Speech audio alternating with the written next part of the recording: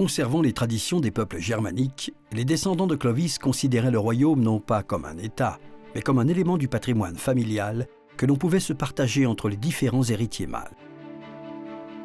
De partage en partage, au cours du VIe siècle, marqué par des guerres fratricides, des entités se dessinent puis se consolident, de plus en plus difficiles à concilier.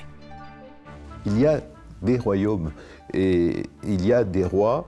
Ils sont un peu la guerre entre eux, mais parfois ils s'entendent bien. Ils sont à peu près tous de la même famille, hein. Ce sont des Francs et ils ont à peu près les mêmes coutumes. Les Mérovingiens vont régner sur ce qui deviendra l'Allemagne, la Belgique, la France et la Suisse du 5e au 8e siècle. Les Carolingiens doivent leur nom à Charles Martel, Carolus Charles Martel, qui est d'ailleurs le grand-père de Charlemagne, Carolus Magnus, d'où les Carolingiens, lesquels vont régner, eux, sur l'Europe de l'an 750 jusqu'au Xe siècle.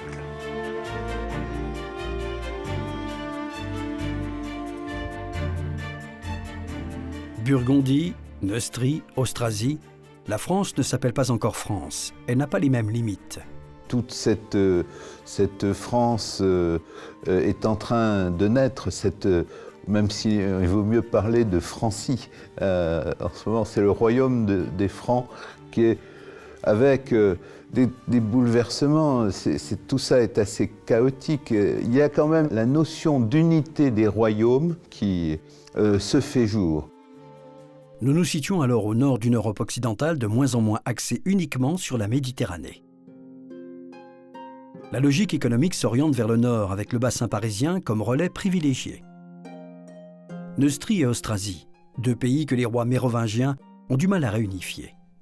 La Neustrie est un territoire du Royaume de France, mais de la partie nord-ouest du Royaume de France, c'est-à-dire une grande partie du Royaume. La capitale à ce moment-là, je crois, était Soissons, Neustrie, qui va couvrir également la Normandie, etc. etc. C'était un territoire assez important que cette Neustrie. Contrairement à l'Austrasie, qui, elle, était à l'est de la France, qui a d'ailleurs été créée pour un des fils de Clovis, et dont la capitale sera Reims pendant quelque temps. Ce sont des royaumes avec des coutumes et une origine commune, l'origine franque d'une part et l'origine gallo-romaine, sont des royaumes assez identiques.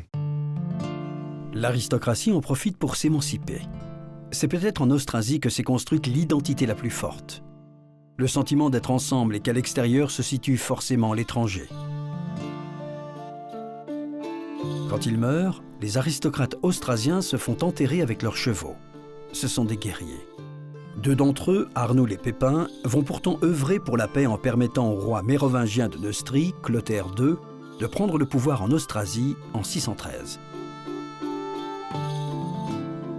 Le mérovingien les récompense en leur confiant au premier la charge d'évêque de Metz, une responsabilité spirituelle qui ne l'empêche pas d'avoir un fils. Au second, échoue une responsabilité politique de première importance, la mairie du palais d'Austrasie. Arnoul de Metz et Pépin de Landen, le fils du premier, épousa la fille du second.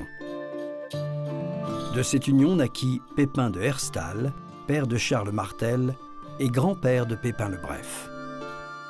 Deux familles, les Arnulfiens et les Pipinides, deux familles qui vont s'unir pour n'en faire qu'une. On dit de cette famille qu'elle est à l'origine de l'organisation politique de l'Europe telle qu'on la connaît aujourd'hui. Cette famille, ce sont les Carolingiens. Ils tiennent leur nom du plus célèbre d'entre eux, Carolus Magnus, dit Charlemagne. Mais leur histoire commence bien plus tôt.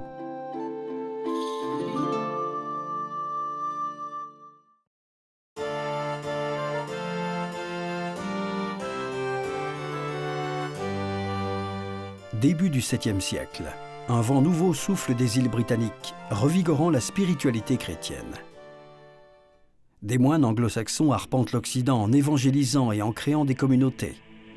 Ils montrent l'exemple de ce que doit être la vie d'un chrétien. Colomban est le grand fondateur monastique du monde mérovingien. Il n'est pas issu du monde franc, puisque c'est un Irlandais, mais il est arrivé en Burgondie, sans doute dans les années 580. Là, il fonde un monastère important, Luxeuil, qui diffuse des règles dites irlandaises à travers l'ensemble du monde franc. Il s'agit en réalité d'une spiritualité élitiste qui s'adresse principalement aux élites gauloises et qui parle aux aristocrates, épris de salut et surtout de prestige. Mais un vent contraire prend forme au Moyen-Orient. L'archange Gabriel parle à Mahomet.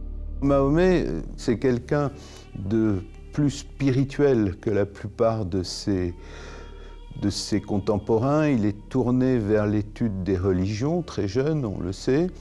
Il est pauvre, il n'a pas beaucoup d'influence, et puis il se marie avec une riche veuve qui lui permet de se consacrer à de la recherche spirituelle, on peut vraiment appeler ça la recherche spirituelle, et à des retraites. Il se réfugie dans des grottes solitaires et il approfondit les écritures abrahamiques. C'était un homme cultivé. Et il en vient évidemment au monothéisme, mais il pense que les Saintes Écritures ont été complètement bafouées. Et puis il a cette apparition de l'ange Gabriel qui lui transmet la version la plus pure des Écritures selon lui, et il deviendra très vite un chef de guerre, un chef religieux. Les paroles véhiculées par le prophète remettent en cause l'organisation des sociétés régies par de fortes traditions. Ces coutumes sont celles des peuples qui vivent en clans, quelle que soit la région du monde où ces sociétés s'installent.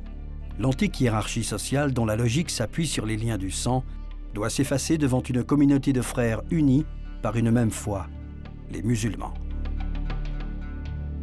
La Mecque est une grande place commerciale grâce à ses foires, dont le succès est dû au culte des idoles exposées à l'intérieur d'une structure parfaitement cubique appelée Kaaba. C'est le lieu de nombreux pèlerinages qui n'ont rien à voir avec les pèlerinages d'aujourd'hui, puisque ce sont des pèlerinages polythéistes. C'est le temps des idoles, c'est le temps de religions aussi assez propres à la péninsule arabique, qui sont des religions où on vénère les signes du ciel tels que les météorites, ce qui est tombé du ciel.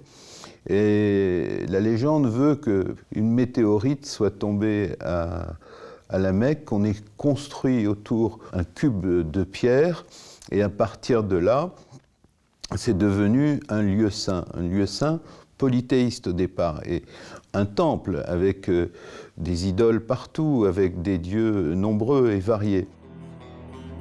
Mahomet en fera le premier lieu saint de l'islam, vers lequel les croyants doivent se tourner pour la prière.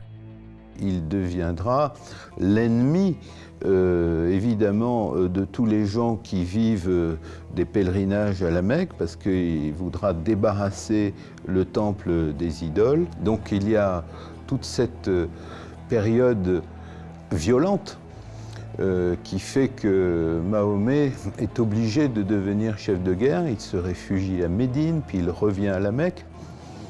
À la Mecque, finalement, au bout d'un moment, ces prophéties finissent par être bien accueillies. Puis surtout, ça ne change pas le statut de la Mecque, même si la Mecque est débarrassée de toutes les idoles. Ça reste un lieu de pèlerinage, ça reste un centre spirituel extrêmement important.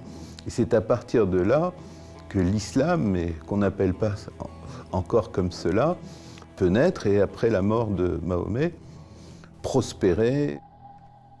Pendant ce temps-là, en Occident, c'est dans ces palais de Neustrie que Clotaire II le Mérovingien réside en permanence. La rivalité entre Neustrie et Austrasie n'a pas disparu. L'Austrasie réclame aussi la présence d'un roi.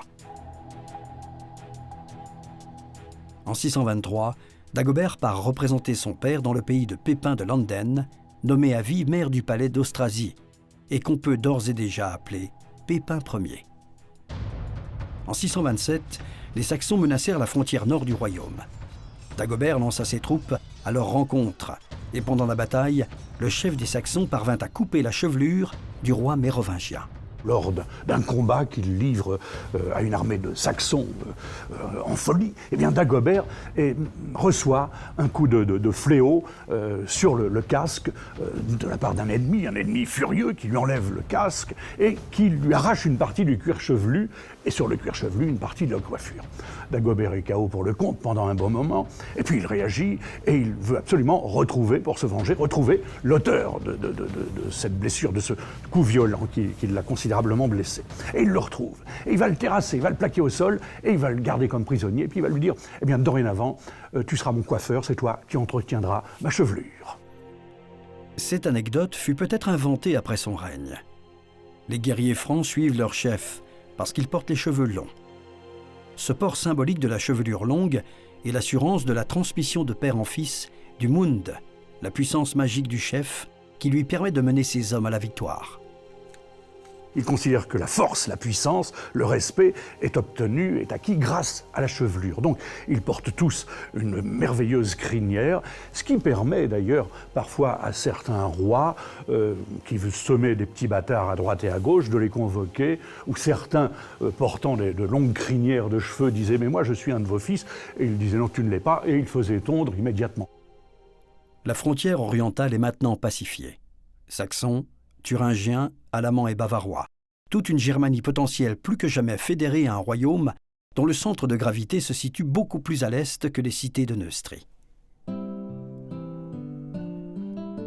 Malgré ses succès militaires en Austrasie, Dagobert va connaître un exceptionnel destin posthume, non pour des raisons politiques, mais pour des raisons idéologiques. C'est pour son œuvre bienfaitrice en Neustrie que Dagobert rentre dans l'histoire. Il favorise le développement d'une abbaye construite autour du culte de Saint-Denis. Saint-Denis est le premier évêque de Paris. Il fut décapité par les Romains sur le mont des Martyrs en 258. On raconte qu'il prit alors sa tête et marcha ainsi en direction du nord. Saint-Denis est l'évêque de Paris, premier évêque de Paris. Et c'est un chrétien naturellement qui va à cette époque-là encore connaître la torture des païens. Alors torture dramatique, parce qu'on va le flageller, mais il va survivre. On va le griller, mais il va survivre. Tout ça à Paris, du côté de Montmartre. On va lui couper la tête. Il la ramasse, il la prend, il traverse la capitale, la fameuse rue des Martyrs, qui porte encore ce nom aujourd'hui, et il s'en va jusqu'à Saint-Denis, où il dit « c'est ici que je vais me faire enterrer ». C'est au temps de Clovis que l'on construit une basilique à l'endroit où il s'est arrêté. Puis une abbaye se développe sur ce lieu de pèlerinage. Dagobert donne des terres à l'abbaye et surtout le droit d'organiser des foires. C'est une grande première qu'un roi accorde ce privilège à un centre religieux. En janvier 639, Dagobert inaugure une pratique qui va encore davantage marquer les esprits. Il est enseveli dans cette basilique qui allait devenir la nécropole de tous ceux qui se succéderont sur le trône de France. Quelques mérovingiens seront enterrés à cet endroit, mais à partir de Louis VI, tous les rois de France seront enterrés à Saint-Denis jusqu'à la Révolution, évidemment, et jusqu'à Charles X. C'est le début d'une tradition qui sera dorénavant et pour longtemps utilisée pour légitimer un pouvoir par les liens du sang.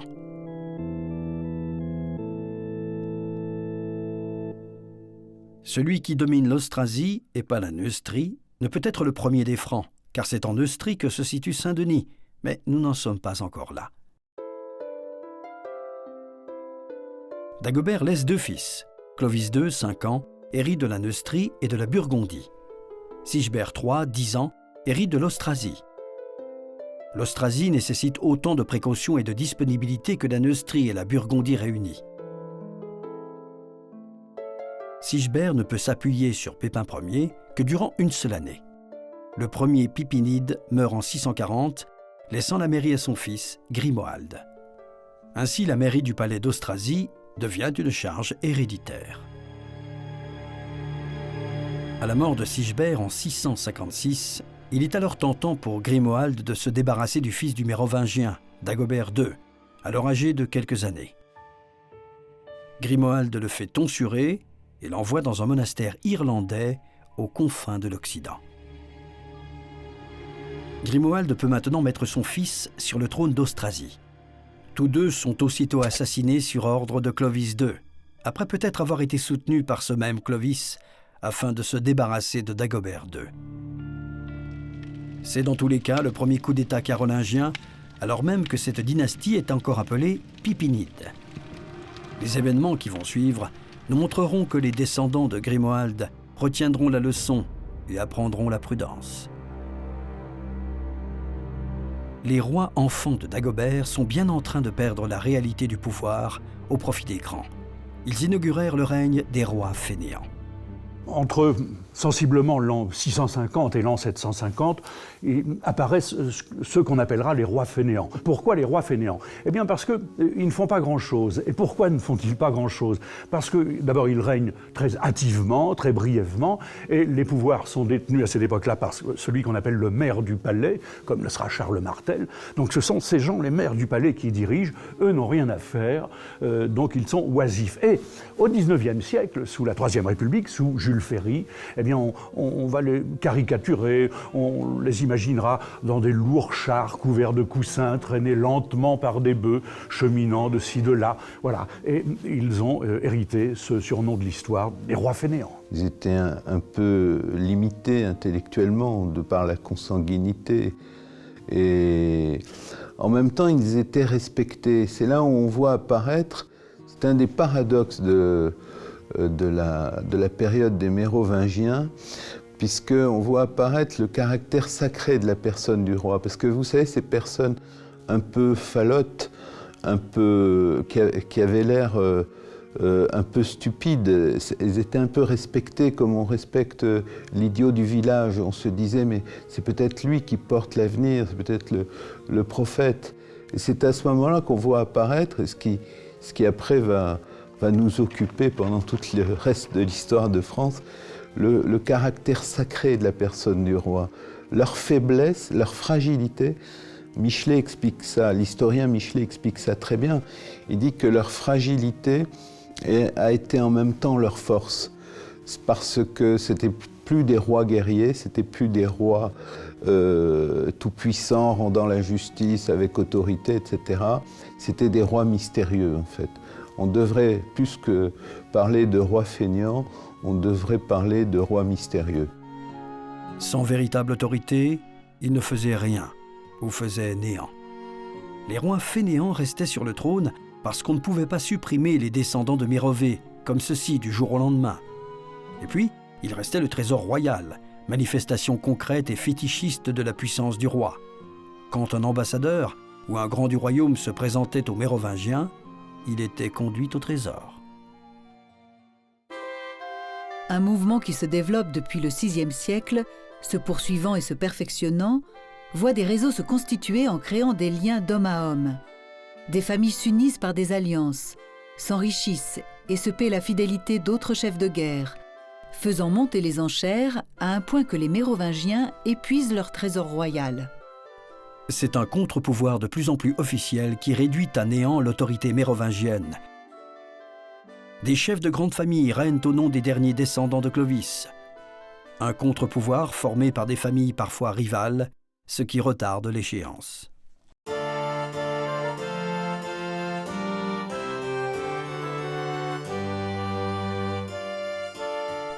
Dès 687, le réseau des Pipinides permet à Pépin II de Herstal de réunir entre ses mains les mairies d'Austrasie et de Neustrie, dont les transmissions deviennent héréditaires. Pépin II est appelé princeps, c'est-à-dire qu'il est prince des Francs. La famille de Pépin II s'est enrichie pendant que les rois se ruinaient. C'est de ce transfert du trésor royal que la dynastie mérovingienne meurt. Le trésor royal, il y a eu dans toute cette période, on est toujours dans ce passage de la Gaule romane à la Gaule franque, et période de très grand désordre, et il y a toutes sortes de légendes, notamment on dit qu'il n'y avait pas de séparation entre la fortune privée et la fortune du royaume, censée être utilisée à la défense de l'intérêt général. En réalité, très vite, il y a eu une séparation entre les comptabilités privées et les comptabilités publiques, comme on dirait de nos jours.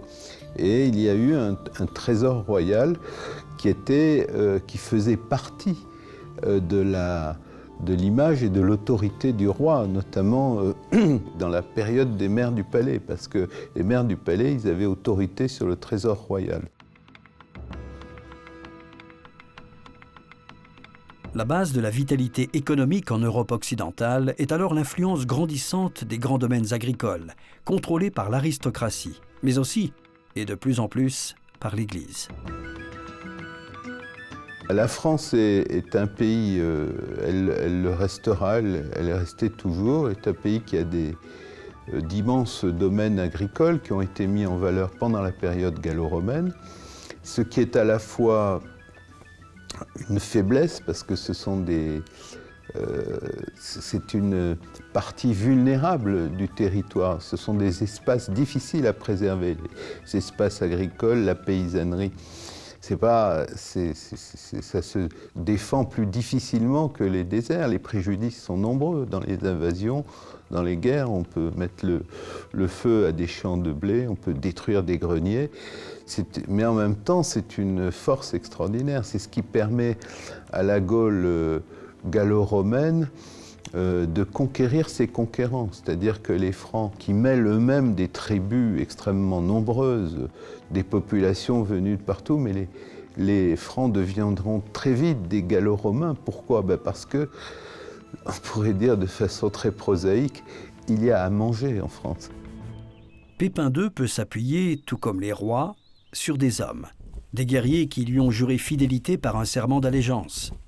En échange, Pépin leur octroie des terres. Mais ce n'est plus une part du butin, c'est un bénéfice.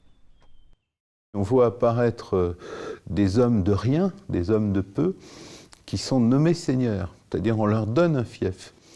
Parce que le fief est vacant, parce qu'il n'y a pas quelqu'un qui se distingue particulièrement comme seigneur, ou parce qu'il y a eu mariage, ou parce qu'il faut distinguer quelqu'un qui n'est qu'au départ qu'un simple guerrier ou un simple paysan, mais on en fait un seigneur.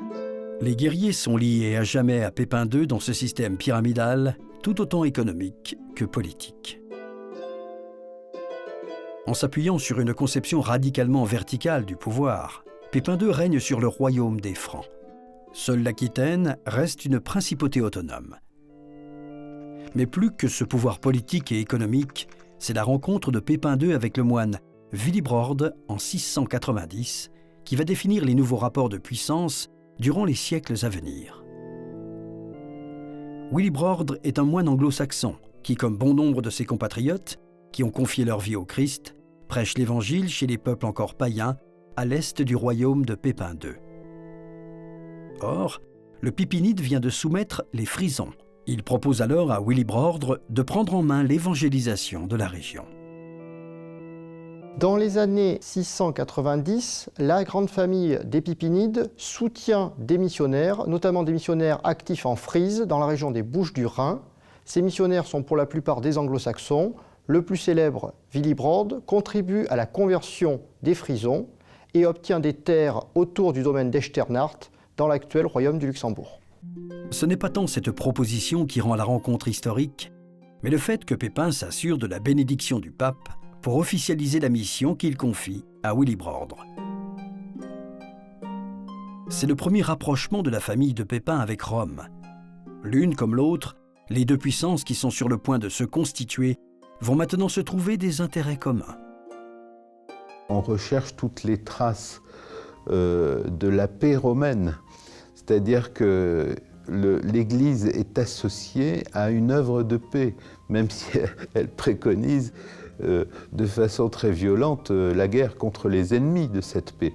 Mais il y a toujours cette idée que l'on va retrouver par le soutien de l'Église romane, par le soutien des papes, on va retrouver quelque chose de l'unité romaine. Plus que le pouvoir politique et économique, le pouvoir spirituel est indispensable à celui qui veut régner. Tout d'abord parce que le pouvoir spirituel s'appuie de plus en plus sur le pouvoir économique. Le succès des foires de Saint-Denis transforme la petite communauté en un puissant monastère, Ceci quelques décennies après la mort de Dagobert Ier, leur bienfaiteur. C'est la seule abbaye qui a le privilège d'organiser des foires, mais ce n'est pas la seule à recevoir des donations de grands soucieux du repos de leur âme. La famille de Pépin a pu profiter de son capital foncier pour fonder bon nombre d'abbayes.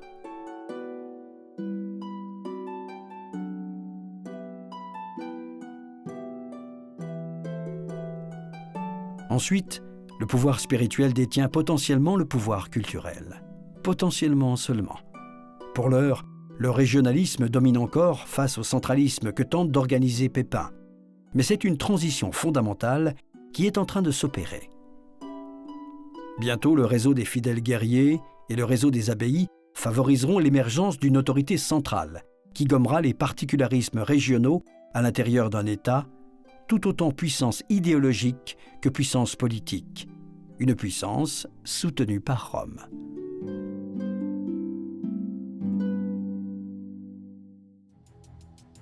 Il est difficile de connaître la politique extérieure des dirigeants de ce monde-là.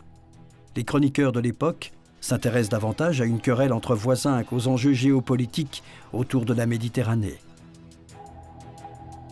Le centre de gravité de ce monde se déplace de la Méditerranée vers la mer du Nord et le commerce avec l'Angleterre. C'est d'ailleurs de l'espace méditerranéen qu'une menace va fédérer encore davantage ces populations d'Europe occidentale autour d'une identité commune. En 711, après l'Afrique du Nord, c'est l'Espagne wisigothique qui est envahie par les musulmans arabes et berbères. La péninsule ibérique devient Al-Andalus en 714. C'est aussi en 714 que meurt Pépin de Herstal. Son héritage est encore fragile. Les aristocrates neustriens détruisent le réseau de familles mis en place par le puissant Austrasien. Une famille neustrienne s'empare de la mairie du palais et utilise un prince mérovingien pour en faire un roi.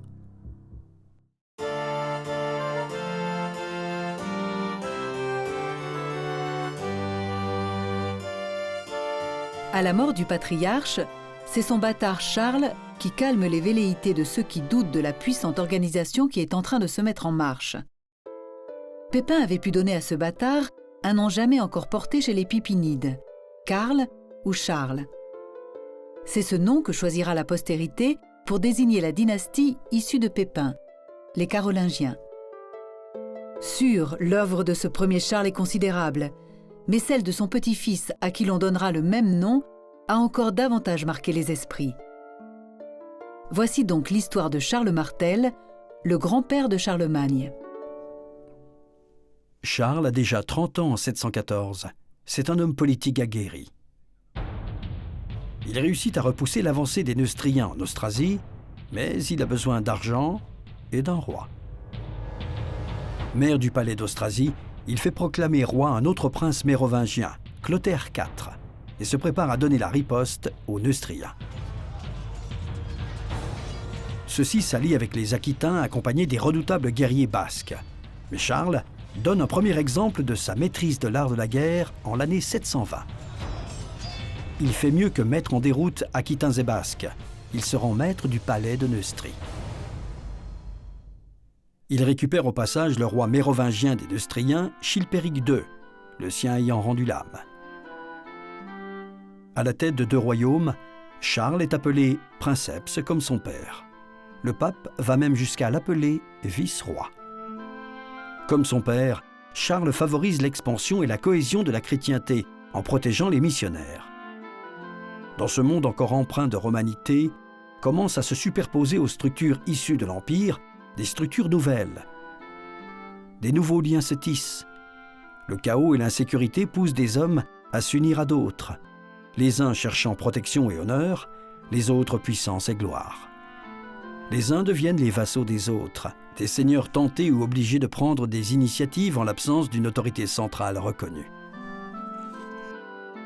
On voit apparaître des seigneurs qui sont les seigneurs? Eh bien, ce sont les plus forts, hein. Ce sont ceux qui protègent, ils sont assez forts, ils sont assez organisés, ils sont forts physiquement, ce sont des chefs de guerre, et puis ils sont forts intellectuellement puisqu'ils savent administrer, construire un château, par exemple, ce qui est une grande protection pour les gens, ils savent protéger. C'est à partir de cette période de grands troubles qui précède les Carolingiens, mais qui va accompagner toute la période carolingienne, que l'on voit vraiment apparaître la notion de fief, la notion de vassal, la notion de souveraineté. Charles poursuit la politique de son père en organisant les deux royaumes à l'aide d'un réseau d'amis et de familiers. Un réseau qu'il densifie et qu'il veut pérenne. Il va alors utiliser à merveille la nouvelle logique féodale définissant les rapports entre guerriers et en passe de devenir un des fondements de la société médiévale occidentale. Du plus bas de l'échelle sociale jusqu'au roi, c'est toujours la même notion. C'est « je te protège et en échange, tu me sers ». Tu me sers et ça va très loin, servir. Ça veut dire tu fais la guerre si je te demande de faire la guerre et tu meurs pour moi. Et partir des petits seigneurs qui rendent hommage à de plus grands seigneurs et ainsi de suite jusqu'au roi, eh bien, on arrive à un système pyramidal qui va prospérer sous Charlemagne, mais qui en fait existait un peu avant. Ces guerriers sont encore pour la plupart des fantassins, armés d'une hache, d'une lance, d'une épée longue, d'une épée courte, d'un casque conique et d'un bouclier de bois. Un petit nombre d'entre eux montent à cheval. Le guerrier à cheval est plus efficace qu'un fantassin, mais le cheval coûte le prix de 20 vaches. Une innovation technique va apporter une efficacité encore plus redoutable aux guerriers à cheval et va justifier par cette plus-value les investissements que sont l'achat d'un cheval et son entretien. Des cavaliers nomades, originaires des steppes de Mongolie et s'étant installés le long du Danube, apportent avec eux un équipement qui permet aux guerriers à cheval d'avoir les deux mains libres. L'apparition de l'étrier dans l'armée franque marque le début d'un processus qui fera de la cavalerie la base de tous les succès militaires en Europe occidentale jusqu'à la guerre de 100 ans. L'étrier, qui jusque-là n'était connu que par les peuples de la steppe, se diffuse à travers l'Occident. L'étrier permet désormais aux cavaliers de charger avec la lance couchée et de mener ainsi des attaques dévastatrices contre les armées de fantassins. À partir de la fin du 7e siècle, la cavalerie devient la reine des batailles, alors que jusque-là, elle ne servait que de force annexe. Cela conduit à une militarisation nette de l'armée, qui n'est désormais plus une armée de masse comme à l'époque de Clovis, mais de plus en plus une armée de spécialistes, des gens très riches, principalement des vassaux. C'est aussi l'amorce d'une adaptation du système qui régit les liens d'homme à homme. Charles octroie des terres et équipe ses guerriers en chevaux. L'investissement est tel que la cérémonie qui voit le guerrier jurer fidélité n'est plus seulement officielle comme au temps de Pépin II, elle est solennelle. Le serment devient un rituel de plus en plus sacré. Le lien, les droits et les devoirs sont de plus en plus précisément définis. Les serments de fidélité des guerriers à leurs supérieurs sont connus depuis le 5e siècle. C'est une création romaine. Toutefois, les barbares ont adopté ces serments qui prennent des noms variables. On parle de truste au début de l'époque mérovingienne, mais on parlera plutôt de vasselage à partir du 8e siècle. Le système se codifie, mais manque encore ce code de l'honneur qui fera de ces guerriers à cheval les héros des romans de chevalerie, mais aussi les acteurs des grandes batailles de l'histoire médiévale. Pour l'heure, Charles doit davantage compter sur des fantassins dont les épaisses chemises de cuir se recouvrent de plaques de métal. Et c'est effectivement d'une muraille de fer dont a besoin Charles quand le duc d'Aquitaine fait appel à lui pour stopper la progression des cavaliers musulmans. Les troupes de l'émir d'Al-Andalus, déjà maîtres de toute la péninsule ibérique, lancent des raids qui les emmènent chaque fois plus loin en Aquitaine et même jusqu'au royaume des Francs. Les mahométans, comme on disait à l'époque, le terme musulman ou islam, ce sont des termes qui sont venus beaucoup plus tard. Et dans l'Occident médiéval, on n'employait pas ce terme, on a plutôt employé un terme qui venait du grec. Et aux origines mystérieuses, d'ailleurs, on disait les Sarrasins. Les Sarrasins, c'était les musulmans. Et donc, il y avait dans cette invasion de l'Espagne un ralliement à la pensée religieuse de Mahomet, des tribus ibères qui ont été extrêmement sensibles à la pénétration des conquérants venus d'Arabie et qui ont donné une force considérable aux armées qui sont remontées vers la Gaule franque. En 732, après avoir pillé la basilique Saint-Hilaire de Poitiers, l'armée arabe est sur la route du monastère le plus populaire du royaume des Francs, Saint-Martin de Tours. Les motivations sont plus matérielles que spirituelles. Les abbayes chrétiennes sont richement dotées. Il y a dans cette invasion, une invasion comme il y en a eu beaucoup d'autres, mais il y a quelque chose de plus. Il y a une revendication spirituelle, c'est-à-dire les gens qui sont conquis changent de religion. Ils adoptent les préceptes de Mahomet. C'est à ce moment-là qu'il y a prise de conscience d'un péril de la chrétienté. Donc l'Église latine met tout son poids dans la balance. Il y a une mobilisation énorme des royaumes francs. Et l'homme qui symbolise tout ça, c'est le maire du palais Charles Martel. C'est donc sur la voie romaine entre Poitiers et Tours qu'après 7 jours d'escarmouches et d'observation entre les deux armées, le 25 octobre 732, un affrontement inédit voit les cavaliers de l'émir se heurter à la discipline de fer des guerriers du prince des Francs. Des guerriers soudés par des liens d'homme à homme et qui défendent leur territoire. La bataille est violente. Les troupes musulmanes, en razzia depuis des mois, sont écrasées. On pense que ça a été une guerre extrêmement meurtrière, et avec de très grands pillages de part et d'autre, parce qu'il ne faut pas voir ça comme une guerre entre civilisés et barbares. Les musulmans venus d'Espagne étaient assez raffinés, ça n'empêchait pas d'être des grands combattants. Et puis les héritiers des Francs qui étaient là étaient aussi de solides gaillards, donc ça a été une empoignade extrêmement dure. Les conséquences à court terme de ce triomphe sont de l'ordre de la politique intérieure. L'Aquitaine est assujettie au royaume des Francs, c'est alors la principale ambition de Charles. Sur le plan religieux, l'islam est alors considéré par les chrétiens comme une hérésie parmi d'autres. Il est par contre possible que sur le plan culturel, Charles et ses contemporains aient eu conscience d'un choc des civilisations.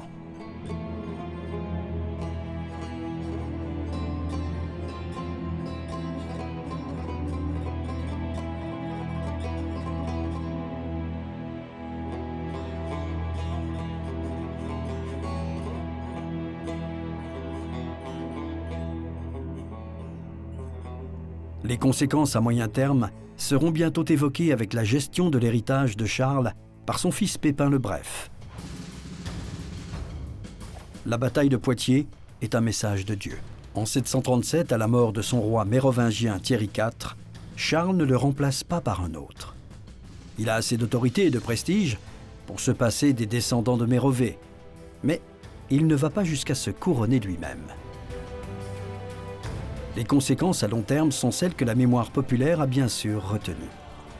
Cela commence au IXe siècle avec le surnom de Martel donné à Charles, en référence à un héros guerrier de l'Ancien Testament, lui aussi capable d'asséner à ses ennemis des coups d'une telle violence qu'il ne pouvait être que soutenu et béni par Dieu.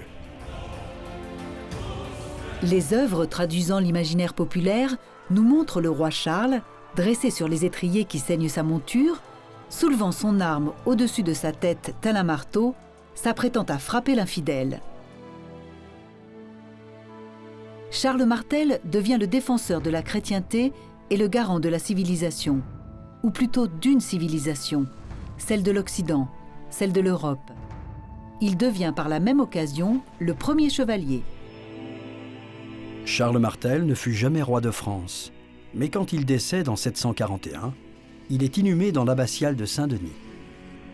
La basilique n'est pas encore la nécropole des rois de France, mais l'histoire finit donc par donner à Charles une sépulture digne de lui.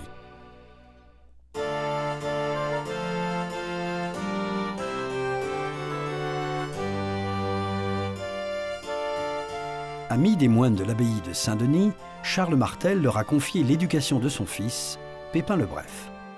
Pépin tient son surnom de sa petite taille. Pépin le Bref va épouser Berthe au Grand-Pied et ils vont avoir un fils, Charlemagne. Et on sait que Charlemagne, grâce à un tibia que l'on a pu étudier scientifiquement, que l'on a retrouvé à Aix-la-Chapelle dans sa sépulture, on pense que Charlemagne pouvait mesurer quelque chose comme 1,85 m, 1,88 m. Et ce qui est étonnant d'ailleurs, puisque son père était censé être tout petit, puisque son surnom Pépin le Bref indique que c'était un tout petit bonhomme. Il devient tout naturellement, à la mort de son père, le maire du palais de Neustrie, car tout naturellement son frère aîné, Carloman, hérite de la mairie du palais d'Austrasie. La mort du patriarche à la pointe de fer réveille les ambitions d'autres familles aristocratiques, et même celles des Mérovingiens. Elle réveille également les velléités d'indépendance des peuples situés sur la frontière orientale. En 743, 2 ans après la mort de Charles, Carloman et Pépin sont contraints de trouver un Mérovingien à mettre sur le trône. Le temps n'est pas venu pour s'attribuer la couronne. Il convient de réformer profondément les mentalités, et donc l'Église, afin d'en finir définitivement avec les relents de paganisme et toutes les superstitions fétichistes, notamment celle qu'un roi doit porter la chevelure longue.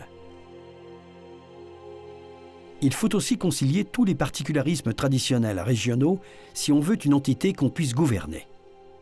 C'est Carloman qui montre la voie à prendre, réunissant un concile des autorités ecclésiastiques d'Austrasie, dont les conclusions devront recevoir la bénédiction du pape. Pépin le Bref fait de même en Neustrie. On impose aux membres du clergé une discipline plus stricte.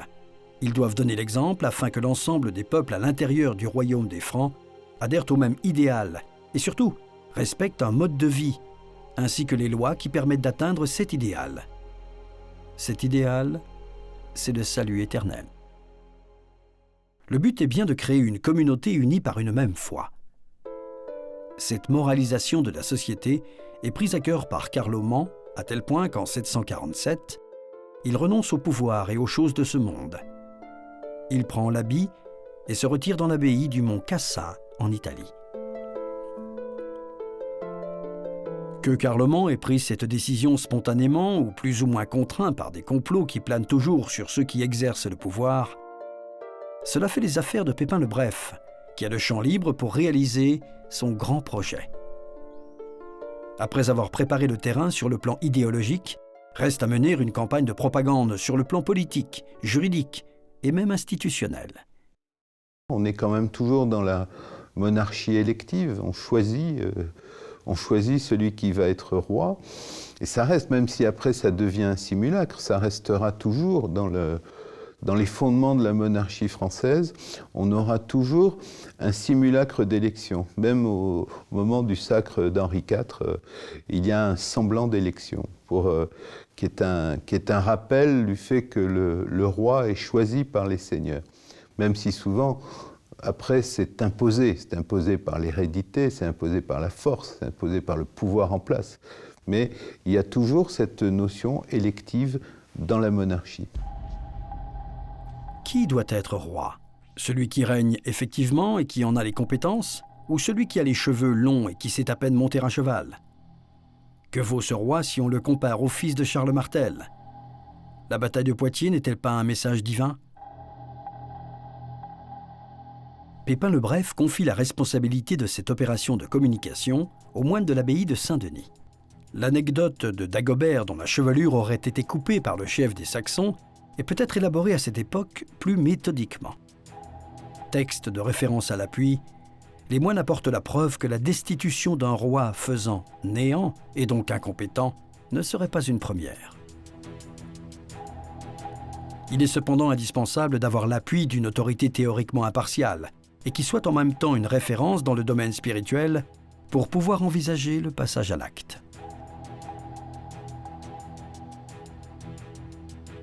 En 751, avec l'aval du pape, Pépin le Bref fait couper la longue chevelure du dernier descendant de Mérové, Childéric III, qui ne devait pas être à une humiliation près.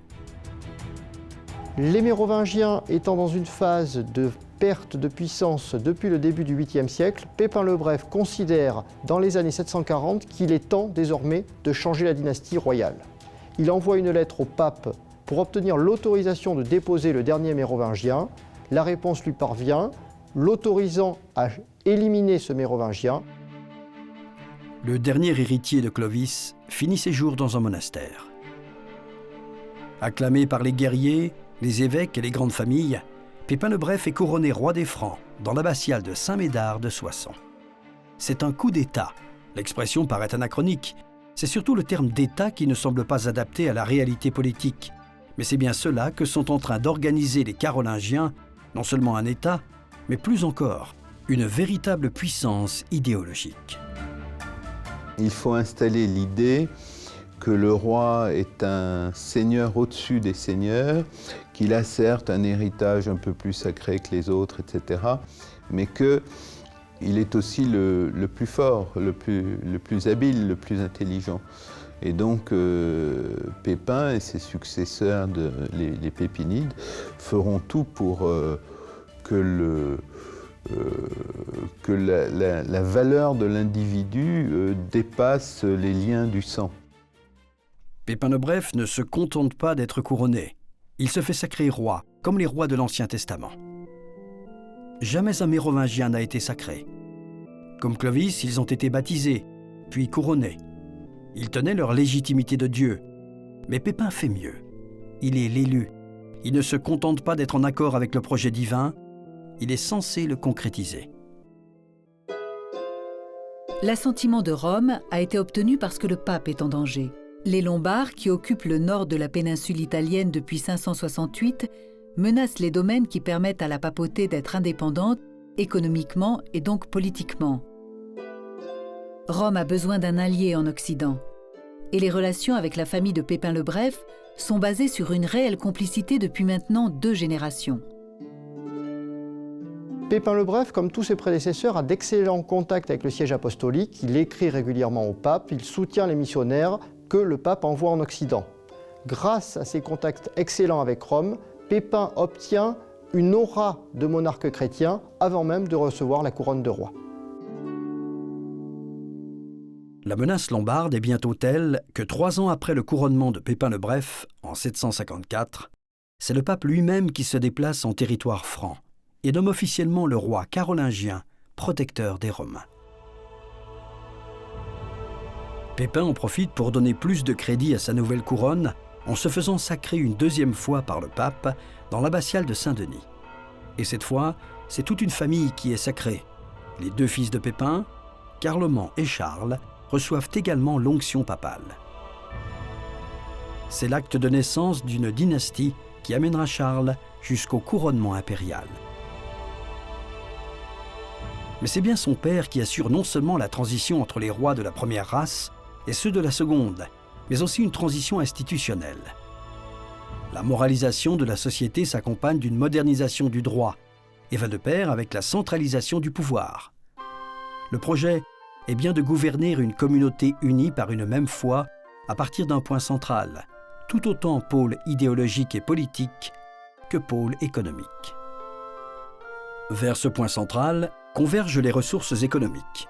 Le trésor royal de patrimoine privé devient budget d'État. Ce point central n'est pas encore Paris, même si Saint-Denis est déjà éminemment stratégique. Pépin, comme les Mérovingiens, n'a pas de résidence fixe et la capitale de Charlemagne sera Aix-la-Chapelle. En effet, les Carolingiens, c'est plus que la France, c'est l'Allemagne et bientôt l'Italie. La mutation que cette famille a opérée est à l'origine de l'organisation politique de l'Europe.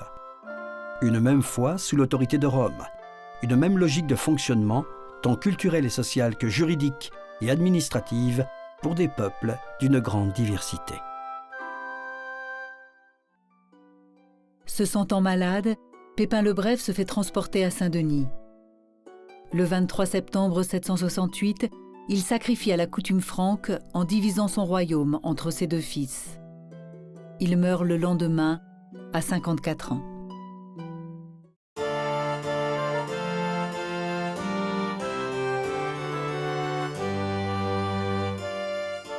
Quand les descendants de Pépin et de Charlemagne tiendront moins solidement qu'eux les rênes du pouvoir, ils se raccrocheront au wagon mérovingien pour légitimer leur pouvoir contesté.